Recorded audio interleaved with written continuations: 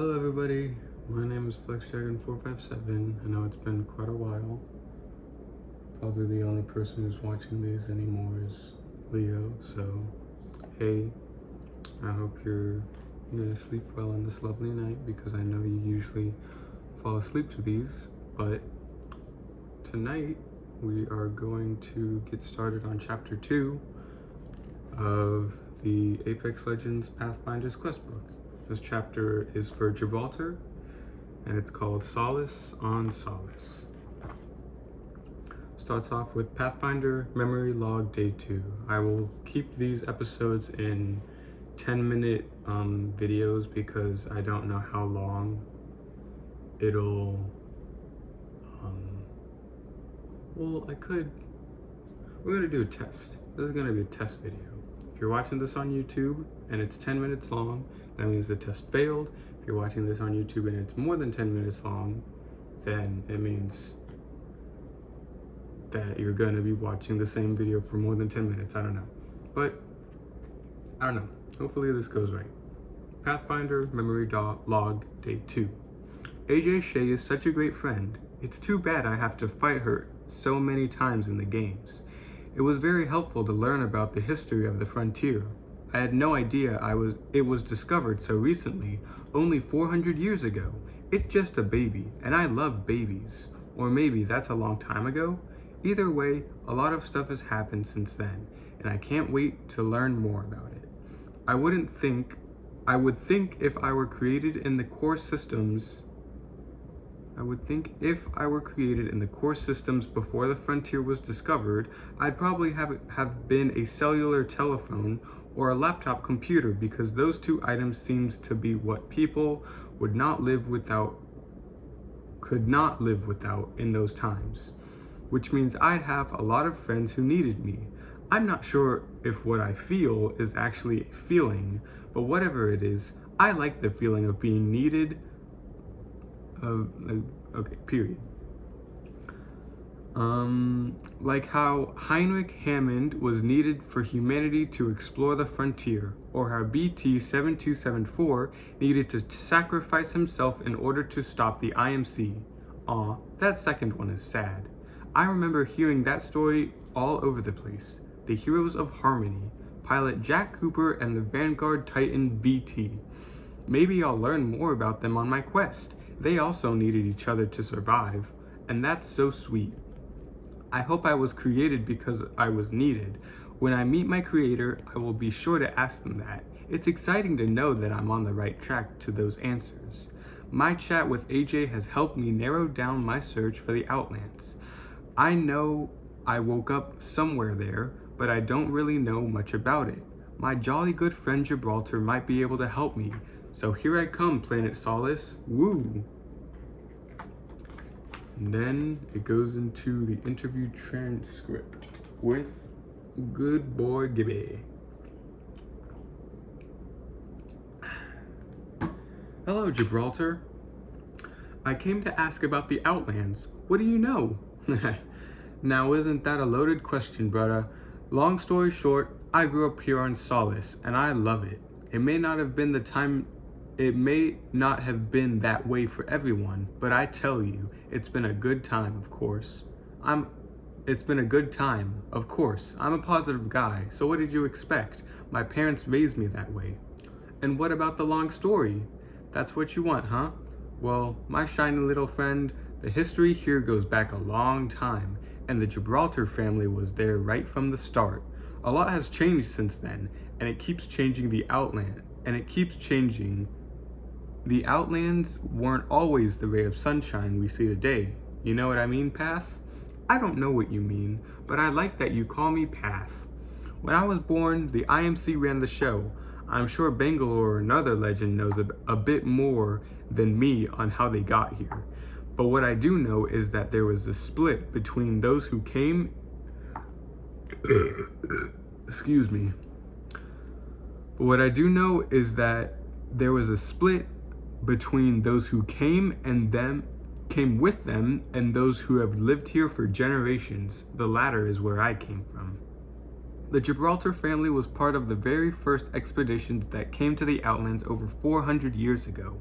I remember my kapuna telling me stories.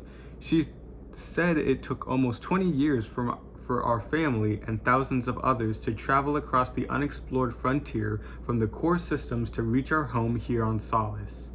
It was one way to change a life or two, but the Gibraltars always had something constant, and she pointed at my chest and said, our hearts. And then she'd tell a story that had been passed down from kapuna to grandchild for a long time, a journey of a little mouse. It goes down to a story from Gibraltar's family, a journey of a little mouse. My jolly Gibby, listen closely, for this is the journey of a little mouse. Many courageous civilians volunteered for the journey across the frontier with hopes for better lives for their families, including our own. Some knew each other, some didn't, but they all knew they had to learn to live in peace aboard the IMS Nostos if they had any chance of surviving the long trip. And they did, for the first few years, but as tensions rose, our distant relative Pio Gibraltar hit his limit and lost control. Consumed with stress and madness, Pio, the giant man he was, almost destroyed the entire vessel. He spent the next year locked away in the brig, and that is where his life turned around. That is where our future turned around, and that is where he met the little mouse. Alone in a jail cell, Pio befriended this helpless little animal. How it got on board or how it remained alive for so long is unknown, but how it continued to live from that point on is the basis for what Gibraltars believe: protect the innocent. That little mouse found Pio at his lowest, and without saying a word was able to teach him that survival comes from the heart just as much from the mind. Despite Pio's relatively intimidating size, that little mouse showed no fear, no hate, only love. That is what Pio needed to be reminded of, and that is something our family can never forget. As long as we take care of those who need us, we will be rewarded with the courage and strength to continue surviving. Day by day in that cell, Pio watched over the little mouse as it watched over him. He shared his meals, shared his stories, and shared his time. It's an important lesson, my jolly Gibby, to share your time and learn from others. That's exactly what Pio discovered through the little mouse. He never named it because it was not his place to do so. The little mouse was not a pet, but a friend. He simply watched over it as it watched over him. Outside the cell, the IMS Nostos had completed half of its initial journey, but reports showed it would possibly take much longer than initially expected. Communications with the other IMC expedition vessels were lost, and the understanding that they were completely on their own finally sunk in among the passengers and crew. Fear and doubt spread like wildfire throughout the vessel. Right about the time Pio was released, but he did not lose control. In fact, he took this as a challenge against what he had learned during his time in confinement. Pio believed that the residents' dependence on the IMC clouded their true potential, and what they needed was to be reminded of the courage and strength they had possessed from the day they set on the journey. With the little mouse safe inside his pocket, Pio volunteered to spearhead the development of a small community-run recreational center. Pio believed the residents of the IMS Nostos needed a place where they could spend time together and learn from each other.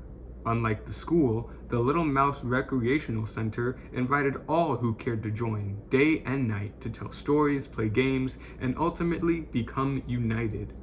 When the IMS Nostos arrived on planet Solace nearly 10 years later, the first colony was named Little Mouse, which is where you were born, only 10 kilometers outside Solace City. The colonists put their differences aside, took their doubt and fear, and replaced it with hope. Working together, the residents of their descendants became the first to colonize the Outlands. Pio lived a strong, full life, and the little mouse continues to live in this story from generation to generation, from our ancestor Pio to your grandfather Aleki, now to you. Good night, my jolly Gibby. And it goes back to the interview transcript.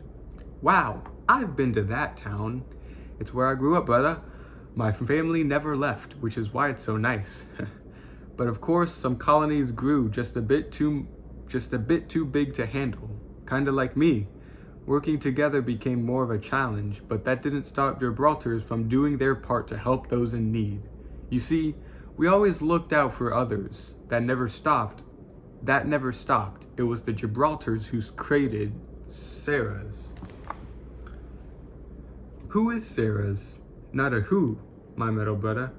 The Search and Rescue Association of Solace was created by my family about 200 years ago. There was supposed to be support from other IMC expeditions, but they never came, so our people took it upon themselves to build their own lives. They didn't do too bad of a job either, considering the lack of resources and differences of opinions. It wasn't harmony, but it was what we needed at the time to keep things moving forward and to survive. Sarah's was open to all volunteers who took donations from whoever they could.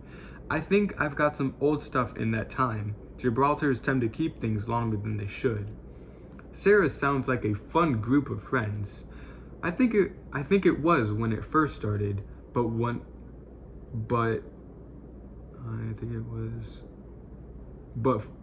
from what I was told, things changed a bit when the IMC came back around the mid 2600s to reclaim what they believed belonged to them. The Outlands had become home to generations of early settlers, so someone laying claim to what we built? Well, let's just say it didn't go over so well at first. Some battles were fought, but in the end, the IMC promised safety and security, resources, and practically everything we needed to expand our home and prolong our survival. Agreements were made, and within a day, IMC outposts, factories, and facilities began popping up all over the place, and there wasn't a building, market, or street corner without IMC security watching over you. Even the outer territories saw their share of IMC presence, despite their opposition. I know some people felt safer, like it was a good choice and made for better living. They even created the Thunderdome blood sport at Kings Canyon, which brought some jobs to Solace. But there were still many who knew the IMC was up to no good. They were right not to trust them, because when the frontier wars came to an end, we were all abandoned. Oh no, what did you do? Solace was one of the last places the IMC left, so in some ways we were luckier than others. When the Civil War broke out, many people on Solace refused to get involved, even the Gibraltars. We were selfish and stayed to protect our own instead. I didn't agree with it at all. It got dangerous out there, Path. Dozens of territories killing each other over power, and there I was, arguing with my parents, being told not to help for the first time in my life. I had friends who fought and friends who died in that war. I know our poor buddy Elliot lost his brothers, and I'm sure there are a few other legends who could probably tell you a bit more about the war, but not me. So to answer your question about what I did, I ran away.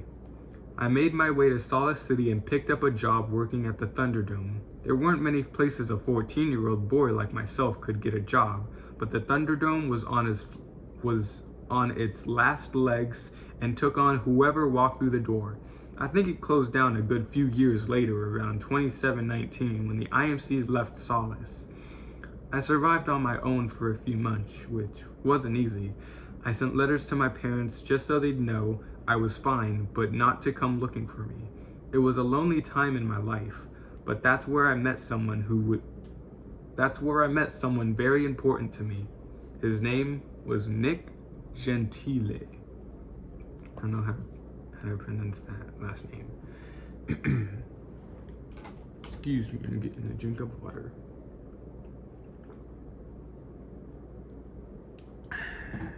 Alright. Nick and I worked at the Thunderdome. We cleaned the seats and after the game stocked the markets with food and drink. It was a part-time gig, but at least we got to watch some of the fighters. I learned some of my moves from there, you know. I always wanted to jump down and fight, but Nick held me back, which was probably good because I would have been quickly destroyed. I guess I figured if I couldn't fight in the war, then maybe the games would scratch that itch. But when the games shut down, me and Nick found ourselves out of a job with barely a coin to our name. One night, we got chatting about the war.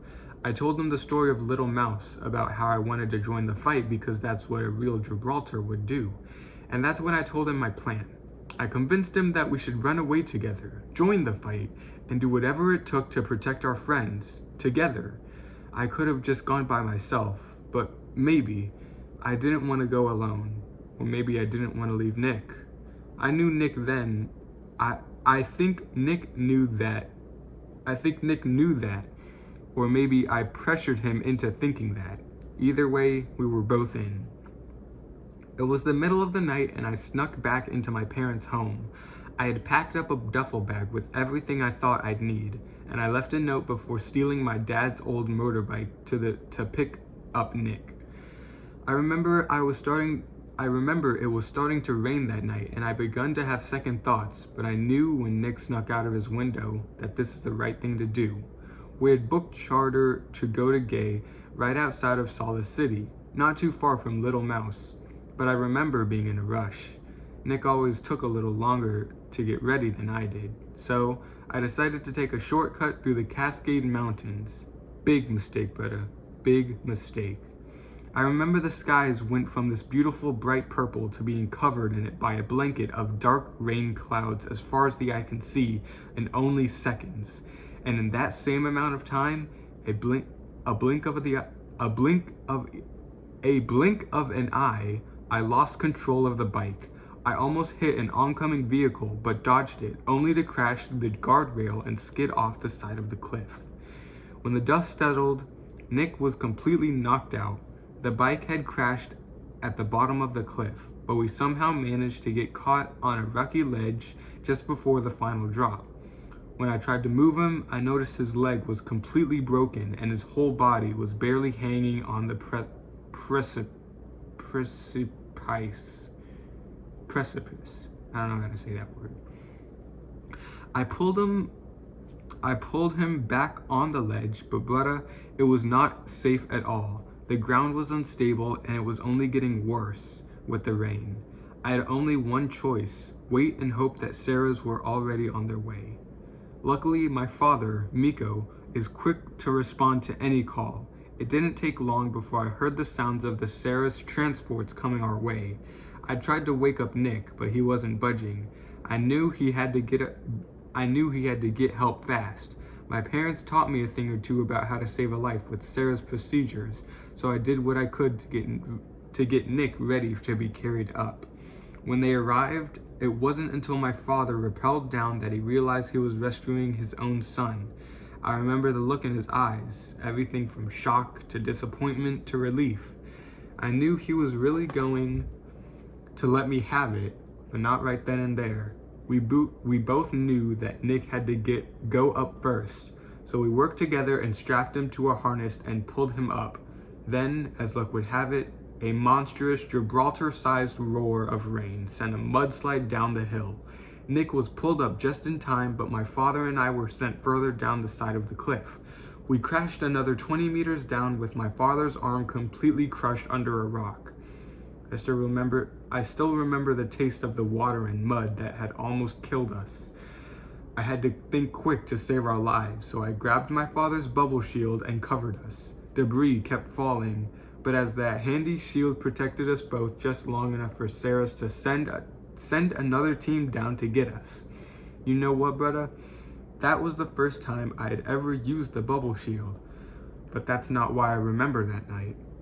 I put a lot of people in danger. Nick, the whole Sarah's team, myself and my father, who lost his arm because of me. But he didn't know that. For some reason, Nick took the fall for me. I don't know why. He chalk it up to his gratitude at being sent up first, or the grand stupidity of a young love. But when Nick was questioned, he said that the whole thing was his idea, that he stole the bike and he was driving it. As my father and I were lifted into the clouds, Nick gave me a look that said, "Don't worry, it's gonna be all right." But I knew, even then, it wouldn't be. I walked up to my father at the hospital, as guilty as the sky is blue. But he didn't yell. He just looked at me, smiled, and said, I know, my son. But breaking the rules is sometimes part of life. As long as there is someone there who has your back, you will survive. You did good out there, Makoa. Remember, you're a Gibraltar. It's in your blood to protect your own. Promise you'll do that. I never told him the truth. I've never really told anyone the truth. Nick's parents wanted him to learn his lesson, and that's had him sent to a juvenile delinquency center. To this day, I don't know what happened there. We lost touch. I tracked him down years later, and it was bad. Involved with the wrong people, relying on the wrong things to get through the day. That damn place turned a good kid with a heart of gold into a criminal with no hope. And now he had a baby, a little boy. He got the wrong future because I was too scared to tell the truth. That kind of mistake eats you up, brother. How do you make up for that? How do you give back a lifetime? After that, I realized I couldn't leave Solace because Solace needed me. It wasn't long after my father handed me the bubble shield and told me to get practicing because it was time for me to change a life. And I did. For him, for Pio, and for Nick. And that's why you joined the Apex Games. It all makes so much sense to me, friend. Yeah, that's true, brother. My place in the games does kind of throw a wrench in the whole protecting lives thing.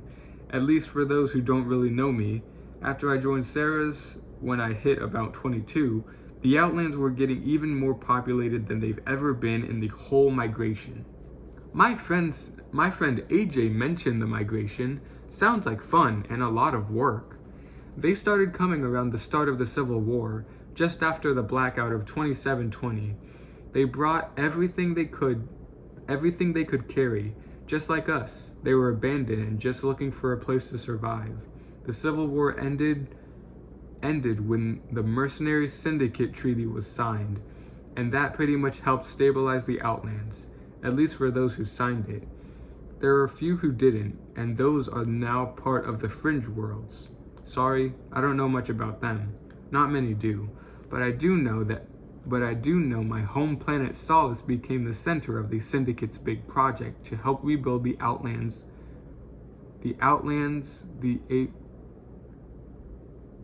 Big project to help rebuild the Outlands, the Apex Games. You know, but I like to think there's a reason for everything. I stole that bike, I put the person I loved in danger, my Makua Kane lost his arm. All for a reason. I don't know if I'm right or wrong, but I believe I was meant to be here when those desperate, innocent people came to the Outlands searching for a home. If I had gone to fight in the Civil War, I may not have been around to change the lives. I've changed since working with Sarah's, but I was. Not only did the population of Solace triple when the treaty was signed, but it's also where the Syndicate brought back the old Thunderdome that Nick and I used to work at. I guess they believed it would help bring jobs and whatever else we needed to get the Outlands back on our feet. And who am I to argue? It worked, of course. Of course, there were many who didn't really like the idea of a blood sport, and I didn't blame them. It's a dangerous place, and it's only meant for those who understand that risk. But we're not killers. We all have our own reasons to fight. but very few do it for that reason. I'm just searching for my creator. It's been a mystery for my whole my whole time of living. That's right, brother. And that's what led you to me. But I'm sorry to say that I'm not the one with the answers, my friend. Solace is a good place to start, but the great mysteries of this place lie in King's Canyon. I see it's part of your little recording, too. Excuse me. I know Wraith has connections there, but the wonderful little Natalie Paquette is our expert on that island. She grew up there, and she knows all its secrets. I know, Watson. Thank you, friend. Goodbye. Not a problem, but just remember, you were built for a reason, just like I was. We all have a place in this world, and sometimes you just gotta let it find you. Best of luck to your path. That's where the interview ends. And right after that, it's got some data points, just going over a recap of the chapter, and it ends. Next video, hopefully this won't be split into different parts. I'm gonna hope that it's gonna upload smoothly at least. Hopefully next video, sometime in the future, we'll be going over chapter 3 with Watson's Devil in the Details. But